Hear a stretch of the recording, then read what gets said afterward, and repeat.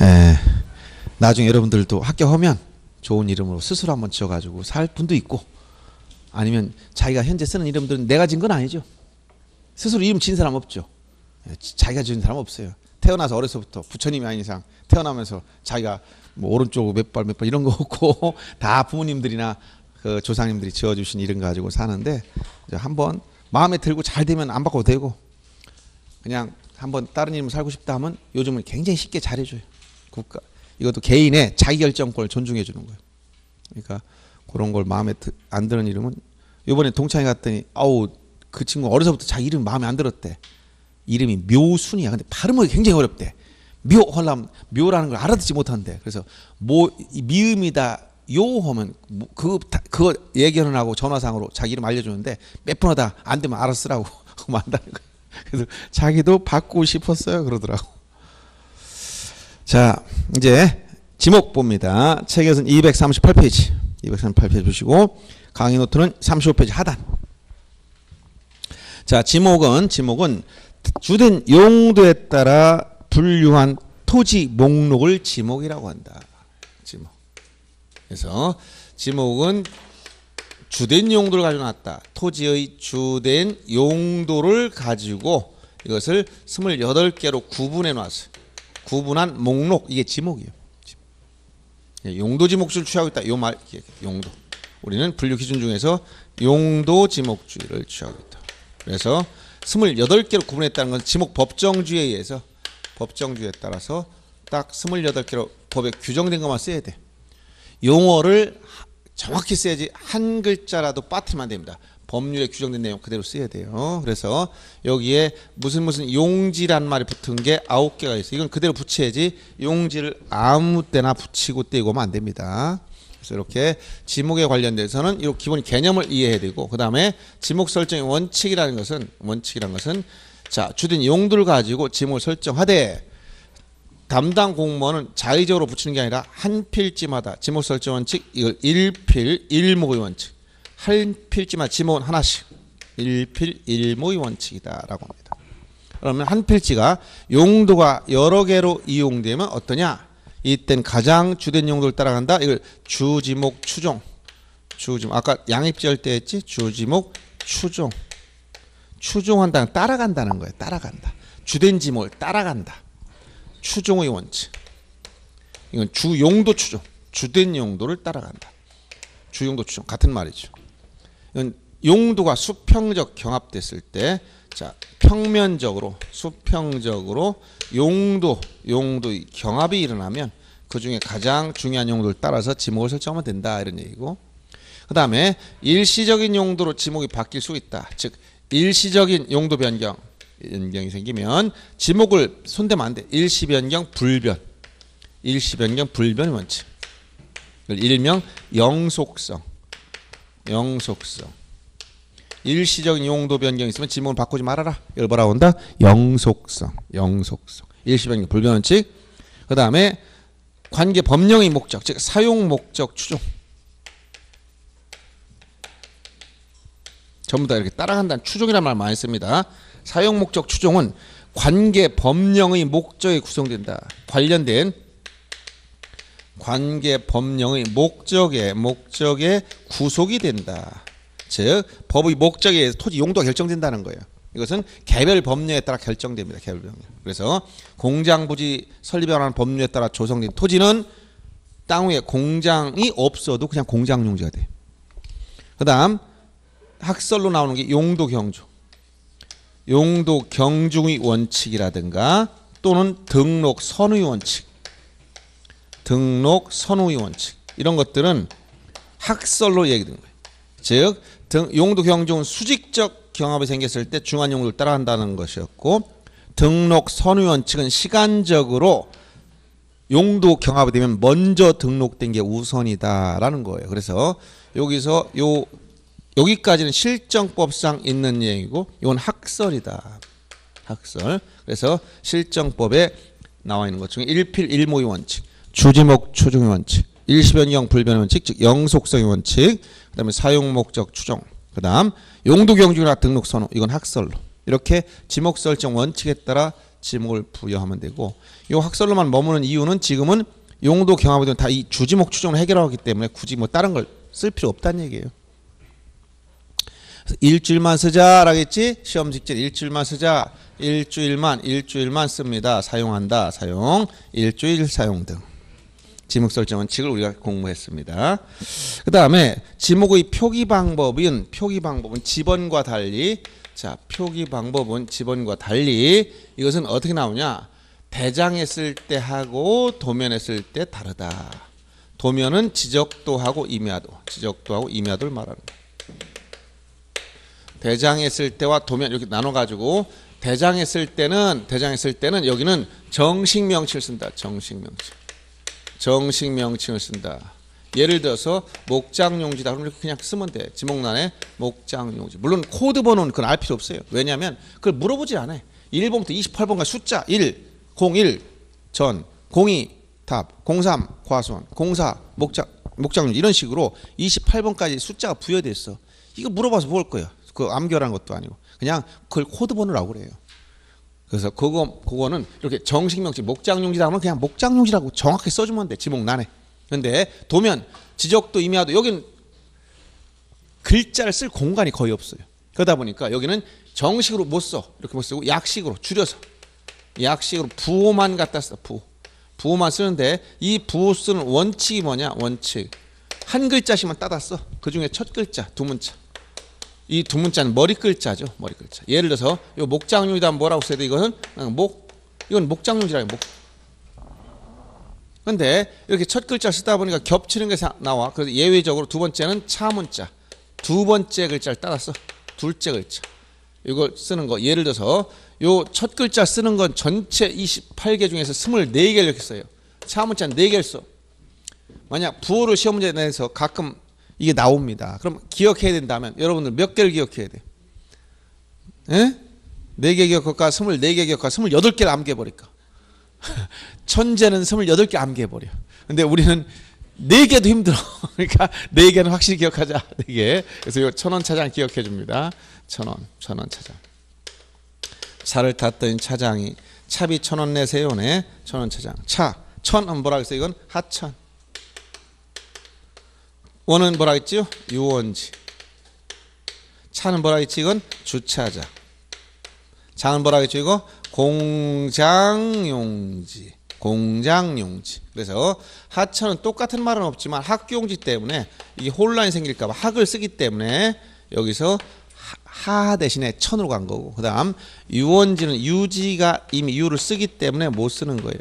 그 다음에 주차장은 주유소용지가 주를 쓰기 때문에 못 쓰는 거고, 그 다음에 공장용지는 공원이 이미 공을 쓰니까 못 쓰는 거예요. 그래서 이렇게 4가지 1000원 차장 하면 요 4가지 꼭 기억해 줘. 요 4가지만 두 번째 글자. 1000원 차장. 차를 탈 때 항상 뭘 생각한다? 1000원 차장. 학원에 올 때 차 타고 왔어? 1000원 차장. 저는 지하철 타고 왔는데요. 그래도 탈 때마다 1000원 차장. 알았어요? 내릴 때도 1000원 차장. 항상 기억해 줄 것. 천 뭐라고? 하천. 원이 뭐예요? 유원지. 차가 뭐라고? 주차장. 장은 뭐라고? 공장용지. 이 천원차장 4가지 꼭 기억해 주세요. 요거 빼놓고 나머지 다 뭐라고? 첫 글자야. 그럼 철도용지야. 그럼 도면에 뭐로 나와야 돼? 철. 양어장이야. 양. 잡종지야. 잡. 그냥 나머지는 다 첫 글자 그냥 무조건. 요 4가지만 두 번째 글자 꼭 기억해 줄 것. 그 다음 28개의 지목들이 쭉 언급이 돼 있어서 지목의 구분 내용을 보면 책에서는 239페이지부터 28개 나왔는데 지난번에 다 설명을 다 해드렸어. 그러니까 이번에는 특히 이 중에서 거기 이렇게 본문이 있고 본문 중에 핵심적인 단어, 여기서 어떤 것이 제일 중요한 단어들인지 요 키워드들 기억해 줘야 되고, 그 다음에 단서가 붙어 있는 게 있어요. 요 단서가 붙어 있는 건 시험 문제 다 나와. 시험 문제 단서 붙어 있는 거 다 시험 문제라는 거예요. 그래서 오늘은 주로 단서 붙은 거 위주로 보겠습니다. 자, 오늘 이거는 뭐 여러분들 책은 이거는 뭐 이론적 깊이가 있거나 추상적 개념이라서 엄청난 해석을 해줘야 되거나 이런 게 아무것도 없어. 단순 무식한 거야. 그러니까 이건 만화책 읽듯이 읽어도 돼. 최소한 아무 생각 없이 국어를 알면은 그냥 읽으면 돼요. 국어를 알면. 그래서 그렇게 어려운 단어도 없고 단순한 거니까 쭉 읽어보시되 단서 붙어있는 거 위주로 보겠다 라는 얘기예요. 그래서 요 내용을 중심으로 해서 프린트물 우리 강의 노트 36페이지 펴놓으시면 거기 세 번째 과수원에서 뭐가 나오냐면 과수원에서 과수류를 집단 재배하는 토지인데 과수류 집단 재배를 하겠어요. 근데 우리 조문에 가면 과수류를 예시를 들었지. 어떤 거 사과, 배, 밤, 호두, 귤나무 이렇게 5가지만 과수가 아니고 이건 예시야. 즉 여기에 예시가 안 된 것도 과수류가 많아요. 즉 나무에서 과일이 열려야 돼. 포도나무는 과수류입니까? 포도나무. 그지? 과수류. 과수는 이렇게 과수류 집단적으로 재배를 한다. 이 세 가지 단어가 나와야 된다 했지. 과수류 나무에서 과일이 열려야 돼. 집단적이어야 돼. 재배를 해야 돼. 알았어요? 그러면 여기에 만약 토마토 과일이에요? 과일은 과일인데 과수류 나무에서 열리진 않지. 그건 식물 채소야 채소. 그러니까 그건 전에 들어가지만 나무에서 다년생 나무에서 과일이 열려야 돼. 이게 과수류야. 그래서 여기 나열된 거 이외에도 어떤 거 포도나무 포도도 과일이지. 나무에서 열리죠. 식물에 열리는 게 나무. 그 다음에 키위 어때 키위 나무에서 열렸지? 예. 그런 것들은 다 과수류야. 이걸 어떻게 된다고? 집단적으로.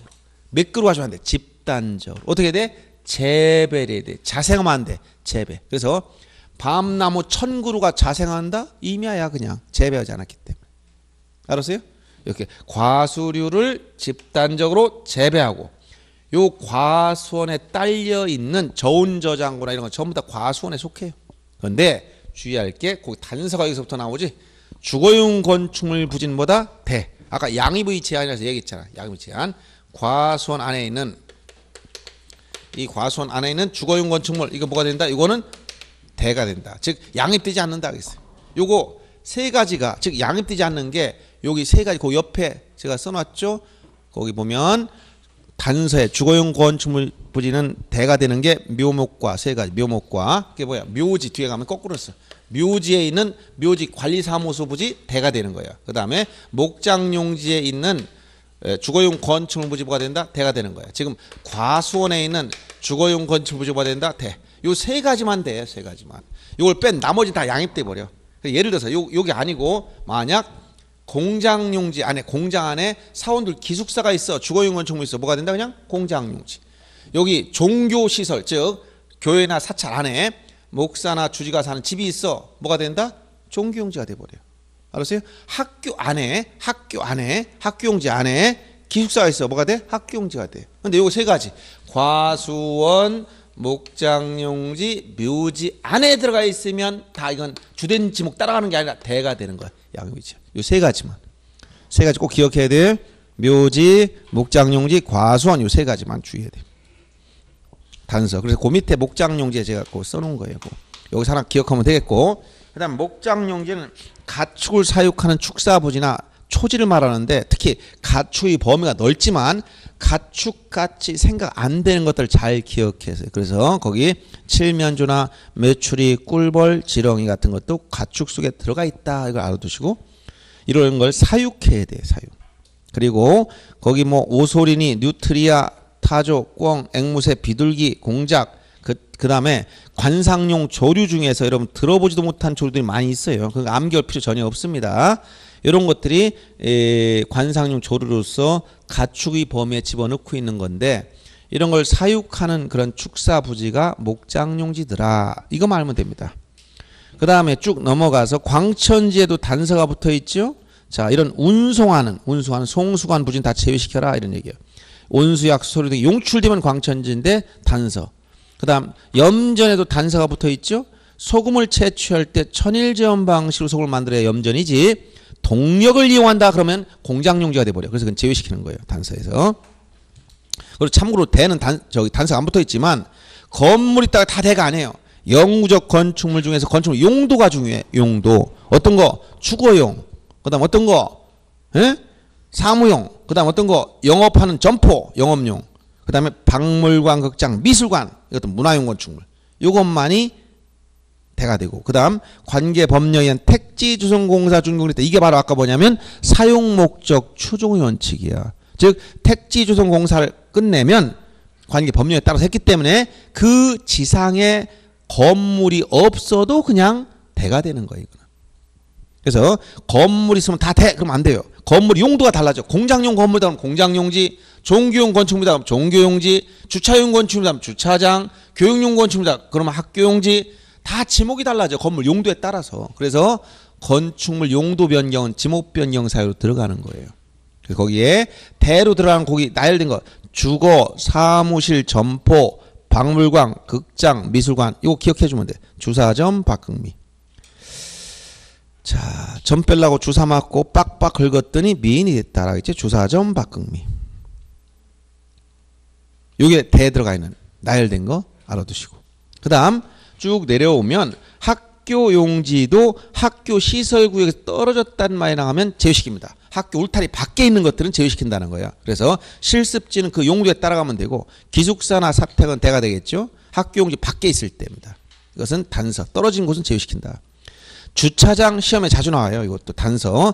이건 기본적인 개념은 주차에 필요한 독립적인 시설을 갖추었거나 주차 전용 건축물 부지가 주차장인데 노상주차장, 부설주차장, 자동차 판매 목적 물류장, 야외 전시장 이 네 가지 상설전자 제외. 즉 노상주차장, 부설주차장, 야외 전시장, 자동차 판매 목적 물류장 제외시켜라. 다만 거기 부설주차장은 예외의 예외 하나 더 인정한다는 거. 주차장에서 제외시키는 것 중에 이 부설주차장은 주된 건축물 지목을 따라가기 때문에 주차장이 아니지만 주차 건축물 부지 인근에 있는 부설 주차장 이렇게 하면 이런 말 쓰면 인근이라면 독립적이다. 독립적. 즉 주된 건물과 떨어져 있다. 이 주차장은 다시 이건 주차장이 된다는 거예요. 이건 제외시켰지만 이건 주차장이 된다는 얘기예요. 인근에 있는 부설 주차장은 주차장이다. 이런 얘기 알아두시고. 그 다음에 도로에 대한 단서도 시험에 자주 나옵니다. 그 다음에 주유소용지 단서도 중요한 거고. 자, 주유소용지가 이러한 석유류 등을 판매한 시설인데 이게 자동차 선박 기차 제작 정비 공장 안에 들어가 있으면 그냥 공장용지에 되기 때문에 제외시킨다는 얘기예요. 그럼 도로에서도 이 단서 시험에 아주 자주 나옵니다. 아파트나 공장 등 단일 용도의 단지에 설치된 통로는 도로에 제외된다. 아파트 안에 있으면 통로가 뭐다? 대. 공장 안에 있으면 지목이 뭐다? 공장용지. 도로가 아니라는 거예요. 그리고 앞에 그 도로 본문 중에서 보행이나 차량 운행에 필요한 일정한 설비 형태를 갖춘 토지를 말하는데 고속도로 안에 휴게소는 뭐다? 도로지만 국도나 지방도에는 휴게소는 뭐다? 대. 그래서 휴게소가 어디에 있냐에 따라서 또 달라지는 겁니다. 우리가 고속도로에 있을 땐 하나의 고속도로 부대 시설, 즉 도로의 하나의 부대 시설로 봤지만 이게 자 어디에 있느냐? 휴게소. 첫째, 고속도로에 있어. 그럼 이 고속도로에 있는 휴게소들은 뭐냐? 이것은 도로의 일부야. 그러니까 이건 지목이 도로가 되지만 이게 국도나 지방도에도 가다 보면 휴게소가 있어요. 그럼 조그만 국도 가다 보니까 여기 휴게소가 있다. 그럼 이건 도로와 별개의 대가 되는 거예요. 휴게소. 그래서 고속도로에 있으면 도로, 국도나 지방도에 있으면 이건 그냥 대. 이렇게 된다는 거예요. 휴게소가 어디에 있냐에 따라서 휴게소 위치. 이렇게 정리해 준 거고요. 그 다음에 쭉 나머지는 그냥 보세요. 지목 28가지 제목 정도를 골라내야지 여러분들이 28개 지목이 무엇이 있는지도 모르고 엉뚱한 말을 새로 만들어내서 출제원 지가 만들 막 집어넣으면 이런 지목도 생겼나? 이러면 안 돼요. 1년만 생기지 않습니다. 왜? 아까 지목 법정주의에 따라서 공간정보의 구축 및 관련한 법률, 동법 시행령, 시행규칙에서 뭔가 변화가 있지 않으면 안 바뀌어요. 그러니까 지금 현재 28개 변동이 없고 여러분 시험 볼 때도 변동이 없어. 올 가을에도. 그 사이에 변동이 안 생겨. 그러니까 딱 처음 보는 이런 지목을 누가 만들어냈을까? 이런 상상은 하지 마시고 지금 28개 여기 나열된 거 그대로 써야 돼요. 예를 들어 주유소용지인데 그냥 주유소라고 하면 안 될까? 그런 지목 없습니다. 뭐야? 주유소 용지밖에 없어. 주유소란 지목은 없어요.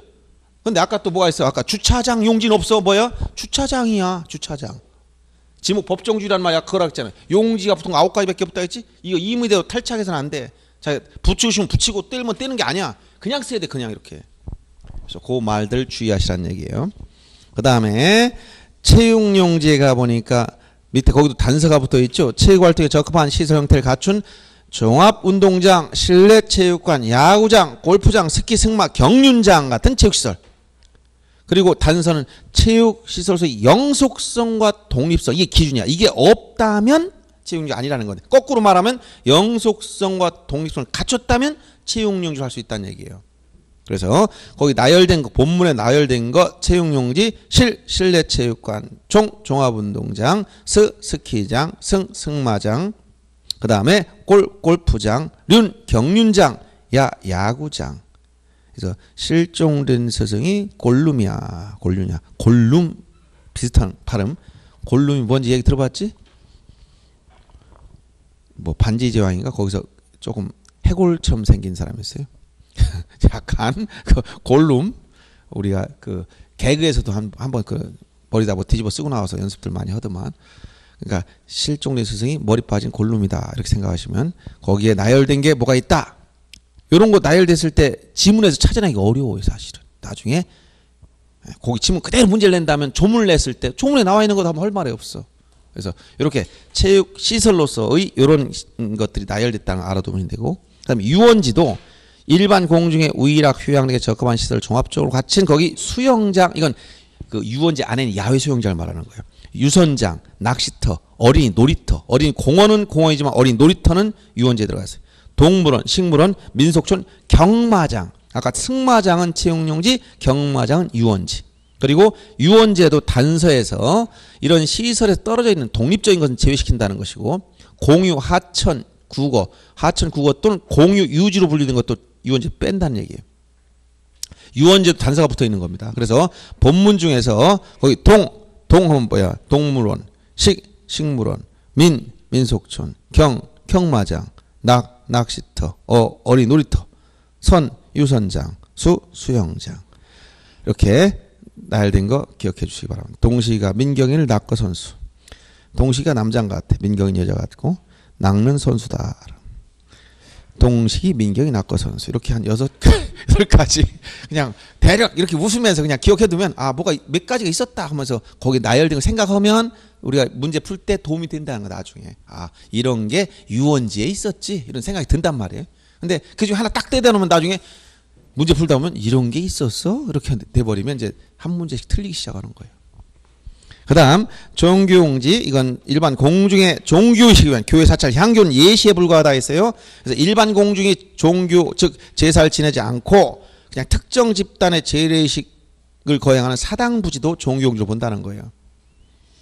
종교단체가 요새 굉장히 많아요. 일반 보편화되는 교회, 기독교, 사찰, 불교라든가 그런 거, 향교는 유교와 관련해. 유교. 요새 며칠 전에 누굴 만났는데 거기는 또 우리도 대학 다닐 때도 뭐가 있냐면 증산도 하고 이런 거 있지. 대순진리회 아니면 요새 새로운 종교 단체 굉장히 많아요. 그리고 기독교에서 분파된 자기 나름 이런 것도 굉장히 많아요. 자기 나름대로 헌법에 보장된 종교의 자유를 가지고 있으니까 누가 너 믿어라 믿지 말라 말은 못해. 그냥 알아서 자기 신념에 따라 움직이는 겁니다. 그러니까 이건 예시에 불과하니까 극단적으로 아까 얘기했던 일반 공중에 종교의식을 거행하지 않고 특정 집단, 일반 공중은 누구나 들어가 제사를 지내야 되는데, 기도를 해야 되는데 김씨 후손들만 드려야 한다. 이게 뭐야? 사당. 그런 것은 넓게 보면 종교의식을 거행한다고 보는 거예요. 그래서 이런 것도 다 종교용지로 지목 설정하라는 얘기입니다. 그 다음 사적지에도 단서 시험이 많이 나와요. 문화재로 지정된 역사적 유적구적 기념물을 보존하기 위해서 구획된 토지가 사적지인데, 이게 학교용지, 공원, 종교용지 안에 들어가 있을 때, 학원종 이 3가지. 그러면 그 주된 지목을 따라가. 즉 학교용지 안에 문화재가 들어갔어. 그럼 뭐라고? 그냥 학교용지. 그 다음에 공원 안에 문화재가 있어. 그럼 뭐야? 그냥 공원. 예를 들어 송리산 법주사 안에 쌍사석 등 국보를 보호하기 위해서 구획된 토지가 뭐냐? 지목이. 그럼 주된 지목은 뭐야? 법주사가 뭐야? 종교용지니까 종교용지가 된다는 거예요. 14회 때 그렇게 출제했었죠. 그래서 학원종 3가지 조심해야 돼. 사적지가 이런 학원종 안에 들어가 있으면 제외시킨다 얘기는 뭐야? 사적지가 아니고 주된 지목을 따라간다는 얘기예요. 그 다음 아까 묘진 단서 얘기고, 그 다음 잡종지가 이것도 심심찮게 나와요. 여러분들이 실제도 잡종지란 토지는 상당히 좋은 땅이에요. 어떤 토지든지 지목변경이 가능하고 여러 가지 이런 제한이 적기 때문에 좋은데 실제 시험에서는 여기 나열된 거, 즉 27가지에 들어가지 않는 건 다 이쪽 집어 넣으란 취지인데 거기 나열된 것 중에 갈대밭, 시료에 물건을 쌓아둔 야적장, 돌을 캐내는 채석장, 흙을 파낸 채토장, 야외시장, 비행장, 마을의 공동 우물. 그 다음에 영구적 건축물 중에서 변전소, 송수신소, 송유시설. 아까 송수시설은 수도용지 가면 거기 나올 거예요. 근데 송유시설은 잡종지에 있어. 자, 도축장, 소나 돼지 이런 가축을 잡는 도축장, 자동차 운전학원, 쓰레기 오물처리장 이런 것들이 법에 나열된 것이고 단서는 뭐냐? 원상의 복조건, 이게 바로 영속성 원칙을 표현한 거야. 자, 돌을 캐내고 원래대로 복구해 놓아라. 이런 것은 그냥 지목변이 영에 없다는 거죠. 임야하면 그냥 임야가 된다는 거야. 돌을 캐내더라도 원상의 복조건일 때는. 그 다음에 흙을 파내는 곳 이런 곳은 둘 다 원상의 복조건이 붙어 있을 땐 제외시키라는 단서가 붙어 있어요. 그 단서 옆에 다 나와 있죠. 그래서 거기 보면 그 출제했던 지문 중에 공군 비행장이 잡종지니까 비행장 안에 골프 연습장을 만들더라도 주지목 추중에 따라 잡종지라네요. 분뇨 종말 처리시설 부지 잡종지. 위험물 이동 탱크 저장시설 부지는 잡종지입니다. 이걸 주소용지로서 한번 출제한 적이 있으니까 조심하시고 잡종지입니다. 농어촌 휴양지내 야영장 잡종지입니다. 콩나물 재배 목적으로 설치한 시설 부지 애매하죠. 잡종지입니다. 14회 때 나왔었어. 이런 식으로 뭔가 27가지 넣기가 곤란해. 그러면 28번째 잡종지 여기다 집어넣으면 돼요. 알았어요? 그래서 여러분들이 불확실하다. 27가지 지목은 대부분 한 번씩 들어봤는데 이게 뭐야? 처음 듣는 것 같다. 그러면 잡종지로 가면 상당히 확률이 높아지는 거예요. 그래서 거기 나열된 것 중에 갈대밭, 시료에 물건을 쌓아두는 곳, 돌 캐내는 곳, 흙 파내는 곳, 야외시장, 비행장, 공동우물, 변전소, 송수신소, 송유시설, 도축장, 자동차 운전장, 쓰레기 오물 처리장 이런 거 기억해 주면 되는데 토석실, 채토장이지. 채석장이지. 시료에 물건을 쌓아두는 곳, 갈대밭, 야외시장, 비행장, 공동우물, 변전소, 송신소, 수신소, 유가 뭐예요? 송유시설이라고 했지. 아까 송수시설은 수도용지, 송유시설은 잡종지. 도축장, 자동차 운전학원, 쓰레기래. 그래서 토석실에 갈대같이 비적 마른 야비공, 변송수가 유도를 잘하더라. 이렇게 그냥 말을 만들어서 쭉 14가지가 나열되어 있습니다. 거기 나열된 거 그냥 한번 이런 게 있었다. 잡종지에 들어가 있었다. 이걸 한번 생각을 해야 돼. 알았죠? 자주 읽어서 이게 잡종지에 들어가 있었다. 완전 암기하면 좋지만 이렇게 한두 가지 해야지. 그러니까 그냥 이렇게 자꾸 몇 번 하다 보면 말이 익숙해져가 이런 게 있었어. 이런 느낌만 있어도 문제 다 해결할 수 있어요. 그래서 지목 28가지는 특히 이 단서 문제가 시험에 자주 나와요. 웬만한 건 단서 다 시험에 다 나왔어. 더 이상 뭐 나올 것 없으면 계속 반복해서 나오는 거예요. 이제는 뭐 중요하고 안 중요하고 이거 지금은 구별할 시대가 지났어. 전에는 이게 중요한 게 이것만 보고 합시다 하다가 요새는 뭐 그냥 구건이 하천이니 뭐 다 제방이 안 나오는 게 없으니까 다 튀어나와. 그러니까 28가지 다 읽어보시고 특히 단서가 붙어있는 게 중요하더라. 이렇게 알아둔 거예요. 아셨죠? 자, 그 다음 이제 뭐가 나오냐면 지목이 시험 문제 제일 많이 나와 일단은. 그 다음에 어딜 보시냐면 면적은 나오고 경계가 먼저 경계부터 보겠습니다. 좌표 값은 나올 게 없어. 253페이지 경계. 경계는 아까 용어정에서 경계점과 어떻게 연결했다? 직선 연결한 선이라 했지. 우선 강의 노트 38페이지 보시면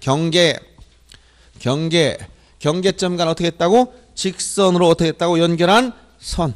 그래서 경계는 선인데 직선 연결 선 이건 도상에 있어. 도상. 실제 토지 위에 있는 게 아니고. 경계된 일반 원칙은 경계는 누구만이 결정하냐? 경계 국정주의. 경계는 국가만이 결정한다. 국정주의. 국가가 결정해서 지적 공부 도면에 다 등록해놔요. 그 다음에 경계에 대해서 경계는 반드시 직선으로만 만들어. 두 점 간 최단 거리가 직선이므로 경계 직선주의. 경계는 한 번 결정 움직일 수 없어. 경제 부동성의 원칙. 임의대로 선을 이리저리 옮겨다니면 안 돼요. 국가 한번 딱 등록하면 토지 이동, 즉 분할이나 합병 같은 사유가 없는 이상 손대면 안 된다. 이걸 부동성의 원칙. 부동성. 움직일 수 없다. 그다음 경계 불가분 나눌 수 없다.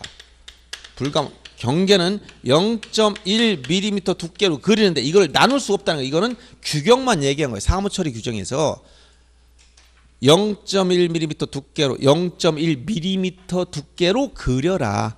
그렇지만 물론 0.1mm도 나눌 수는 있어요.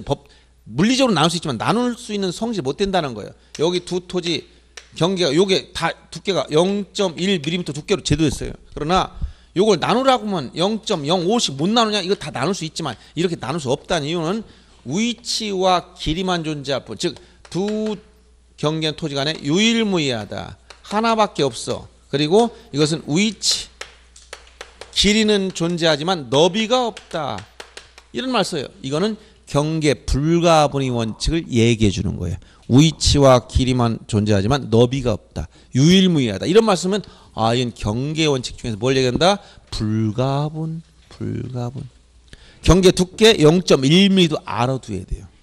알았어요? 두께는 얼마로 그린다고? 얼마로 그린다고? 1mm 그려요? 0.1mm 그려요? 0.1mm 두께. 0.1mm 두께로 그리도록 됐어. 그 다음 경계 원칙 중에서 축척 종대 원칙 있어. 축척 종대의 원칙. 자, 경계는 동일한 경계와 축척이 다른 두 도면에 동시에 등록될 때 어디 간다? 축척이 큰 축척 정밀도 높은 여길 따라간다는 거예요. 축척 종대의 원칙. 정밀도 높은 쪽이 우선이다. 그 다음 경계에 대해서 거기 딱 나열된 거 그거만 알면 됩니다. 뭐냐? 경계는 경계점 간을 직선 연결한 선인데 이 선은 도면 위에 있다 있어. 그런데 도면 위의 선은 어디에서 출발해? 땅에서, 요 지상에서 어떤 점을 기준으로 해서 측량을 통해서 등록했단 말이에요. 그러면 요 지상경계 결정 기준이 뭐냐? 지상경계 어딜 기점하냐? 그래서 이건 암기해야 됩니다. 고저차가 없는 평평한 지역이다. 그러면 양토지 중앙을 기점으로 한다. 평평하다. 그러면 뚝이라 단면 있으면 요 가운데 A 소유 토지 B 요 중앙. 고저가 없이 평평한 지역은 중앙이요. 그럼 고저차가 있는 지역은 이렇게 고저 높낮이가 있다라는 거예요. 높낮이가 있다. 그러면 이때 경사면이 있는데 이 경사면은 요 아래쪽 기점, 즉 경사면의 하단부. 고저가 있으면 경사면의 하단부를 기점으로 해라.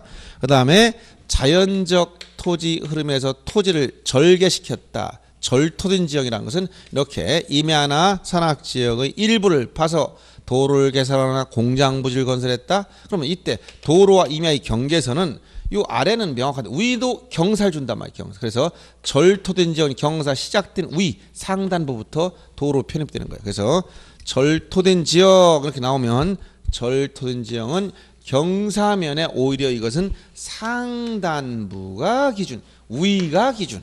그 다음에 해수면에 접했다. 바닷물이나 민물처럼 물이 나와야 해수면. 해수면에 접한 부분은 최대 만조이나 만수위. 이거 평균 수위로 하면 다 틀려요. 만조이나 만수위. 물이 평균이 아닌 최대 만조이나 만수위를 기점으로 해서 기준을 삼아야 된다. 그래서 요즘에 강원도 가니까 저기 오다 보니까 강바닥이 다 드러났어. 너무 가물어가지고. 근데 보면 우리가 오다 보면 물이 찼던 시점까지 이렇게 물 자국이 다 있죠. 그 기점이 있어요. 그래서 바닷가나 또는 강가에 가면 이렇게 예를 바닷가에 갔다 물이 들어왔어요. 여기 육지 바다. 그럼 바닷물은 고정된 게 아닌데 이렇게 변동이 있어요. 여기 제일 만조이, 여기 간조시, 평균시. 평균으로 가지 않고 최대 만조이 이때 우위만. 특히 우리는 서해안에서 보다 동해안 가니까 조수간만 차가 거의 없어. 크지 않더라고. 약간 변동이 있는데 서해안은 엄청나죠. 물 나가면 한 4km, 8km 동안 그냥 다 땅처럼 보여. 한참 놀다 보면 물 들어오면 다 없어져 버리네 또. 그래서 옛날에는 저희들이 우리 낚시하러 서해안 낚시하러 많이 가고 우리 저번에 친구들 만나 보니까 지금도 낚시 잘해. 고향에 가면 항상 바다에 가서 낚시해가지고 갯벌이 자꾸 없어져가 지금 힘들지만 간척 사업 때문에 그래도 여전히 합니다. 그래서 그때는 우리가 물이 들어오면 한 허리까지만 들어와 낚시 많이 했어요. 그 바다 낚시. 요즘에 그 깊이 나가는 건 아닌데 깊이 안 나가도 요새 방송에도 또 요새 낚시가 또 유행하더라고. 그 이제 직접 손으로도 많이 잡았어요. 망둥어 이런 거 손으로 잡아도 잘 잡혀요. 여기 물이 나갔을 때 밑에서. 그래서 이렇게 최대 만조이선 기점으로 해서 요점으로 이 폭이 서해안은 굉장히 커요. 그러나 동해안 가보니까 큰 차이가 없어. 근데 제가 일출을 그날 굉장히 날씨 좋아서 일출을 잘 찍어놨어요. 단계별로 조그맣게. 최근에 일출 시간이 6시 47분이더라고요. 양양에서 딱 찍어보니까. 토요일 날, 일요일 날 아침에. 그러니까 7시 전에 해가 뜨는 거예요. 딱 일출 시간이. 근데 동해안은 멀리서 한 번씩 가보면 좋아요. 근데 살면 또 안 좋아. 또 물 옆에 살면 좋을 것 같죠. 항상 살면 또 굉장히 안 좋은 거예요. 좀 약간 물을 너무 가까이 하면 그 우울증이 온대요. 가끔 보는 건 괜찮대. 심리적으로 답답할 때 물을 보면 그 물에서 이렇게 뭘 에너지를 가져가는 게 있어서 시원하고 좋은데 또 너무 맨날 그만 보고 살면 좀 뭐 그런 기운들이 많이 오면 좀 그런 우울증이 온다고 하더라고. 그러니까 한 번씩 공부하다 답답할 때는 여기서 대전은 제일 가까운 데 어디요? 여기 서해안이죠? 대전 제일 가까운 서해안까지 대천까지 얼마 걸려? 보령? 대천, 군산 이런 쪽 나가는 게 제일 가깝죠. 1시간이면 가죠. 그때 한번 딱 가서 바람 쐬고 와서 회나 한 접시 먹고 기분 전환하고 오시면 공부할 때 머리가 아파 가끔. 그때는 한 번씩 돌아다니는 게 좋습니다. 1년 12달 1년 내내 열심히 공부하기 어려워요. 하다가 이 중개사 공부는 이제 그 뭐 학교에서 중간고사 보듯이 막 그렇게 못해. 4년 대학 다닌다 생각하시고 천천히 그냥 이 마라톤 뛰는 경기예요. 그러니까 꾸준히 하셔야 돼. 꾸준히. 한두 번 몰라도 다음 순환 또 알겠지 하면서 꾸준히. 최단 기간 내 반복학습에서 우리가 1년 만에 시험에 합격하도록 만들어주는 거지만 그것도 1년이나 하더라도 실질적으로 1월부터 따지면 10달이에요. 10달 동안도 이거 열심히 하는 것도 매일 하루에 10시간씩 공부 못합니다. 힘들어서 못해. 쓰러집니다. 그러니까 그냥 꾸준히 하루에 강의 참석하고 복습하고 또 경우에 따라 진짜 요새 머리가 왜 이렇게 아픈지 공부 안 된다. 그럼 바람 좀 쐬고 오고 하루 이틀 정도. 그런다고 해서 크게 문제되는 건 아니니까. 이렇게 하면서 꾸준히 하셔야 이게 효과가 있어요. 그리고 이게 공부할 때는 그때는 머릿속에 남는 것 같지는 않지만 다 이해하면 들어가면 그래도 나도 모르게 남아 있어요. 흘러가고 기억이 있어 사라진 것 같지만 또 보면 다 생각이 납니다. 그러니까 이제 뭘 자꾸 붙잡아 두려고 하면은 힘든 거예요, 이게. 그러니까 이게 젊었을 때는 모르는데 나이 들수록 자꾸 머릿속에 뭘 자꾸 기억하려면 굉장히 스트레스 받아. 이것도 잊어버리지 않았을까 이런 생각하면 더 힘들어. 그러니까 그냥 이해를 했다 그럼 그냥 내 기억 속에 저장됐구나라고 생각하고 그냥 넘어가야 돼. 그렇게 하고 나서 나중에 또 생각 보면은 그때 생각나. 그러니까 이해가 안 된 거는 기억이 안 나요. 그러나 이해가 된 거는 보면 또 생각은 나. 그러니까 이해하려고 노력하라는 얘기예요. 과목을. 그래서 암기하려고 막 하다 보면 오래 못 가요. 근데 어쩔 수 없이 단순 암기한다면 수시로 볼 수밖에 없어요. 자주 봐가지고 그냥 숙달 돼서 그냥 시험 보기 전에 한번 딱 보고 시험장 들어가서 생각난 거 딱 답을 찍고 요런 정도. 전부 다 그렇게 못 하잖아. 몇 가지 무슨 뭐 암기해야 될 벌칙이나 이런 게 있다면 중개사법 같은 건 어쩔 수 없이 범위가 좁으니까 그런 까지 다 기억해야 되는 부분이 있어요. 그렇지만 나머지 과목들은 굳이 나는 암기했는데 스트레스 받는다. 암기 안 해도 됩니다. 이해만 해도 60점 충분히 넘어요. 평균 60. 원리만 알고 이해만 해도 암기는 좀 덜해도. 물론 이해와 암기는 상당히 밀접한 관련이 있어. 단순 이해만 착할되면 암기 안 해도 다 알아. 근데 암기력이 좀 받쳐주다 하면 훨씬 더 낫죠. 그래서 여러분들 뭘 외우려고 너무 스트레스 받는 분들은 그냥 이해 위주로 가세요. 그래도 괜찮습니다. 아무런 지장 없어. 합격하는데 60점 다 나와. 100점을 맞으려면 어쩔 수 없이 100% 싹 다 암기해야 되는데 100점을 요거지라네요. 자, 이렇게 해서 경계 문제에서 요거 지상 경계 결정 중에서 해수면 만주기 만수 이거 꼭 기억해야 돼. 해수만 평균으로 몇 번 냈으니까 아니에요. 그 다음에 바다를 막았다 그러면 제방 이 뚝을 이제 방주제, 방수제, 방파제, 뭐 방사제라 해서 이걸 지붕은 제방이에요. 제방으로 바다를 막았다면 이제 바깥이 여기다 이렇게 해서 이제 막아버리면 이제 바다가 이제 줄어들지. 뚝을 막아놨어. 방조제. 그러면 이때 물이 여기까지만 들어오지만 이때는 2점이 아닙니다. 그렇다고 이 뚝 가운데도 아니고 이 모서리선이에요. 모서리. 어디냐? 바다 쪽으로 이 외측 바깥쪽으로 어깨 부분. 이 어깨란 거. 이 사람이라면 양쪽 어깨가 있는 거예요. 뚝의 어깨인데 이 육지가 여기 아니야. 여기서 봤을 때 사람이 여기서 봤을 때 이 바깥쪽으로 모서리. 알았어요? 그래서 그림만 놓고 보면 항상 2점이라고 생각하면 큰일 납니다. 시험 볼 때 여기다 육지를 그려놓았어. 그럼 이쪽이 바깥이 되는 거야. 어느 바깥이 한쪽 여기다라고 생각하지 마시고 제가 육지를 여기 그려놨으니까 여기가 바깥이 된 거지. 이쪽이다 이렇게 된 그림이야. 그럼 여기가 바깥이 되는 거야 또. 바깥쪽이랑은 바다 쪽으로 모서리선, 바깥쪽 어깨선, 외측 어깨선. 그래서 이거 기억을 해야 됩니다. 외측 어깨선. 자, 고저가 없으면 어디라고? 중앙. 있으면 어디라고? 하단부. 절톤지은 어디라고? 상단부. 해수면 접하면 어디? 만수이나 만조이. 최대 만수이죠. 만조이, 만수이. 제방으로 바다를 막았으면 바깥쪽 어깨선. 이렇게 기억해 줍니다. 그래서 고저가 없다. 고저 무중 있다. 유하 절상 해수만 제외. 다시 한번 읽어봅니다. 고저 무 어디라고? 중 유 하 절 상 해수 만 제외. 암기해야 됩니다. 요거는 고저 무중 유하 절상 해수만 제외. 요거 여러분들 강의 다 써놓아야 돼. 거기 그냥 여러분들 써놓으라고 제가 거기 칸 비워놨으면 거기다 다 써놓으면서 공부하셔야 돼요. 다 하면서.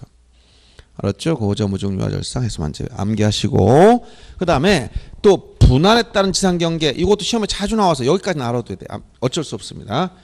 자, 토지를 분할하다 보면 지상경계 결정 기준 정할 때 여기에 건물이나 이런 게 있을 때 토지를 잘라봐라 하면 이렇게 자르는 건 가급적 하지 말라는 거예요. 즉 건물을 걸리게 경계를 설정하지 말라.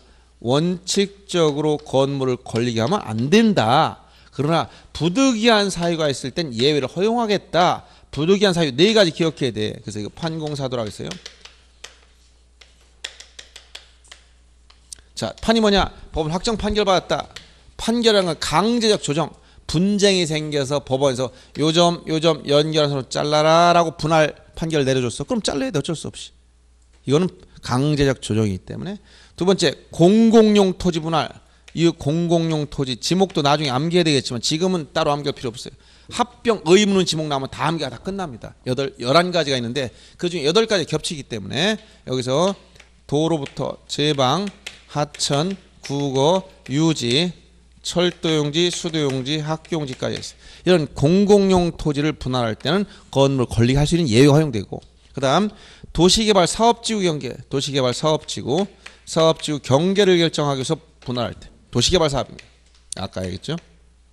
그 다음에 도시군 관리계획선, 도시관리계획선에 따라 도시관리 계획선에 따라서 토지를 분할하다 보면 건물을 권리계 계획선이 설정될 수가 있다는 거예요. 이렇게 4가지 예외, 즉 건물을 권리게 할 수 있는 예외가 있고 이걸 빼고 나서 원칙적으로 안 된다 이런 얘기예요. 그렇죠? 그래서 여기서 구체적으로 지목까지도 언급한 적이 있어요. 예를 들어서 도로를 건설하기 위해서 토지를 분할하는 경우 건물을 권리게 할 수가 있다. 예외니까. 알았어요? 이렇게 넘어갑니다. 그래서 거기 4가지 건물을 권리게 할 수 있는 예외를 꼭 기억해 줘야 되고 요 내용이 여러분 책에서는 자 255페이지 하단에 보면 분할에 의한 경계는 지상 건축 권리계 결정은 아니 되지만 다음 예외 그래서 첫 번째 본 확정 판결 두 번째 공공 토지 분할, 세 번째가 거기 사업지구 경계가 4번에 나와 있고 3번이 도시관리계획선, 도시군 관리계획선에 따라 분할 이렇게 4가지를 기억을 해줘야 돼 이렇게. 요 시험에 자주 나옵니다. 요까지는 알아야 돼. 요까지. 뭐 나머지는 시험에 자주 안 나오지만 요까지는 알아도 돼. 그래서 필요 최소한으로 얘기하는 거야. 경계 관련해서 여러분 알아야 될 부분은 요 정도를 알아야 문제 해결한다. 아셨죠? 자, 그다음 면적. 요건 조금 쉬었다 보겠습니다.